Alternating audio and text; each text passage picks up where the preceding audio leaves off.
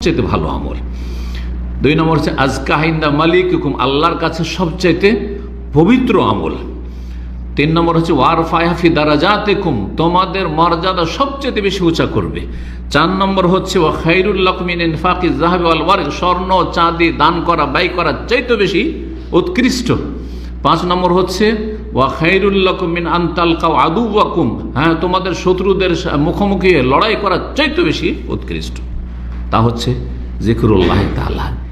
জিকিরের উপকারিতা সম্পর্কে একটি হাদিস শুনে আপনাদেরকে। আবু দারদা রাদিয়াল্লাহু তাআলা আনহু থেকে বর্ণিত হাদিস। হাদিসটি অত্যন্ত ফজিলতের হাদিস এই জিকিরের।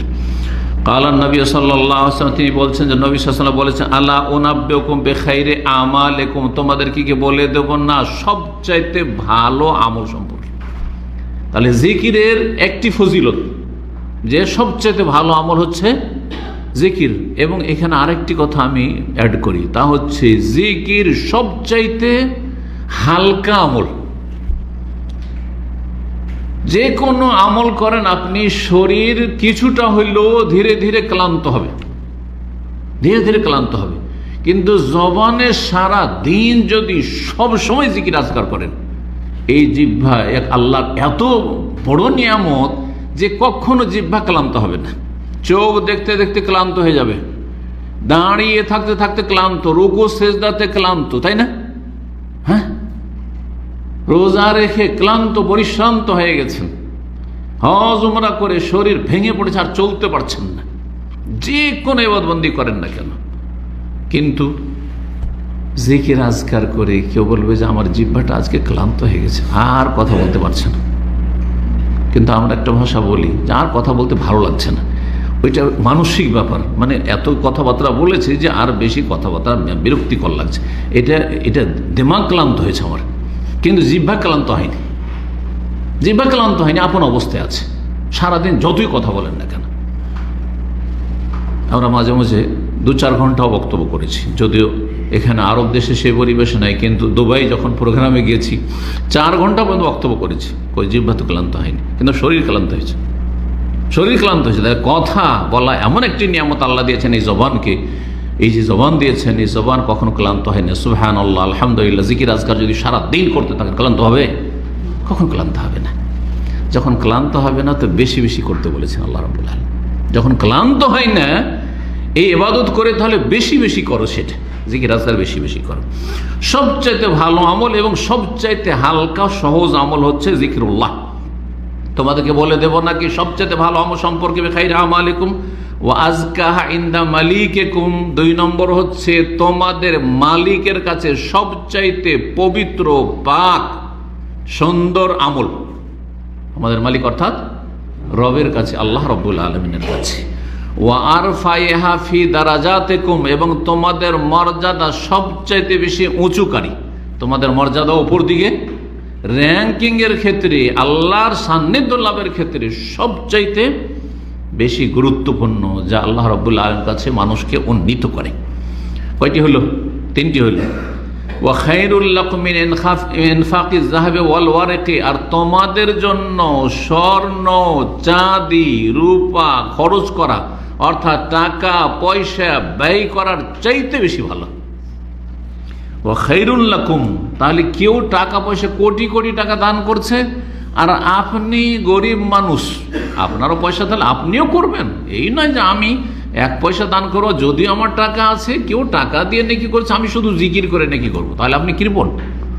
কিন্তু ধরেন গরিব মানুষ, মনটা আছে, আল্লাহ যদি আমাকে টাকা পয়সা নিয়ামত দিতেন, আমিও আল্লাহ রাস্তায় ব্যয় করতাম, আমিও টাকা পয়সা কোরবানি করতাম, কিন্তু নেই। তাহলে উত্তম বিকল্প আমার কাছে আছে, সেটা হচ্ছে জিকিরুল্লাহ। যেটা কোটি কোটি টাকা মানুষ দান করছে সচ্ছল করে, তার চাইতে বেশি ভালো। খায়রুল লাকুম, তোমাদের জন্য ভালো স্বর্ণ চাঁদি খরচ করার চাইতে। কয় নম্বর হইল? 4 হয়ে গেছে। 5 নম্বর খায়রুল লাকুম মিন আন তালকাউ আদুওয়াকুম, তোমাদের শত্রুদের সাথে মুখোমুখি হয়ে লড়াই করার চাইতে বেশি ভালো। তাহলে যদি শাসকের নেতৃত্বে জেহাদ হয়, শরীয়ত সম্মত জেহাদ, আর সেই জেহাদ আপনার ফরজে আইন নয়, ফরজে কিফায়া হয়ে আছে, ফরজে আইন থাকলে তো যেতেই হবে। কোনো উপায় নেই। যেমন 5 ওয়াক্ত ফরজ আইন, আমার নামাজ আপনি পড়লে হবে না, অথবা মাঝে মধ্যে পড়বো না, এটাও চলবে না, আমাকে আমারটা আদায় করতে হবে। ফরজে কিফায়া, অথবা নেই এখন ওই রকমের কোনো রাস্তা নেই, যেমন এখন কোনো রাস্তা নেই, কারণ শাসকের নেতৃত্ব ছাড়া জিহাদ নেই, সুতরাং নেই। তাহলে আমাদের কাছে তার চাইতে ভালো আমল কি হচ্ছে জিকিরুল্লাহ। বলছেন সেই আমল সম্পর্কে বলে দেব নাকি, যে আমল দুশ্মনের মুখোমুখি হয়ে লড়াই করার চাইতে বেশি ভালো।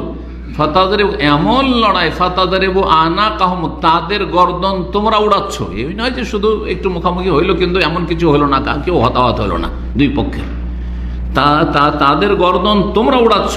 ওয়াজরেবু আনা কাকুম, তোমাদের গর্দন তারা উড়িয়ে দিচ্ছে। বহু লোক তোমাদের মধ্যে শহীদ হচ্ছে, আর তারাও জাহান্নামে পৌঁছেছে নিহত হয়ে। তার চাইতে ভালো আমল তোমাদেরকে বলে দেব নাকি? সাহাবীরা বলেন, বালা ইয়া রাসূলুল্লাহ, অবশ্যই বলে দেন। এত সুন্দর আমল বলবেন না কেন? কালা, রাসূলুল্লাহ বলেন, জিকরুল্লাহ তাআলা, মহান আল্লাহর জিকির, মহান আল্লাহর জিকির। আবার কথাগুলি একটু আমরা পুনরায় রিপিট করি। খায়রু আমাল, সবচেয়ে ভালো আমল। 2 নম্বর হচ্ছে আজকা ইনদা মালিকুকুম, আল্লাহর কাছে সবচাইতে পবিত্র আমল। 3 নম্বর হচ্ছে ওয়ারফায়া ফি দারাজাতিকুম, তোমাদের মর্যাদা সবচেয়ে বেশি উঁচা করবে। 4 নম্বর হচ্ছে ওয়া খায়রুল লাকুম মিন ইনফাকিজ যাহাবি ওয়াল ওয়ারিক, স্বর্ণ চাঁদি দান করা, ব্যয় করা চাইতে বেশি উৎকৃষ্ট। 5 নম্বর হচ্ছে ওয়া খায়রুল লাকুম মিন আন তালকাউ আদুওয়াকুম, হ্যাঁ, তোমাদের শত্রুদের মুখোমুখি লড়াই করা চাইতে বেশি উৎকৃষ্ট।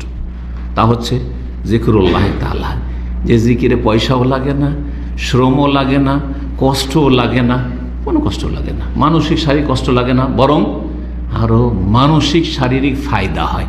আলা বিযিকরিল্লাহি তাতমাইন্নুল কুলুব, আল্লাহর জিকিরে মনে শান্তি নেমে আসে। যতই অশান্তি থাকে না কেন, বেশি বেশি আল্লাহকে স্মরণ করেন, মন লাগিয়ে স্মরণ করেন, কিছুক্ষণ পরে আপনার মানসিক শান্তি চলে আসবে, মানসিক শান্তি চলে আসবে, আল্লাহর রহমত বর্ষণ হবে। জি, মুসনাদ আহমদের হাদিস, তিরমিজি, ইবনে মাজাহ, মুস্তাদরাক হাকিমের হাদিস। হাদিসটিকে আল্লামা আলবানী রাহিমাহুল্লাহ সহিহুল জামি 2629 সহিহ বলেছেন।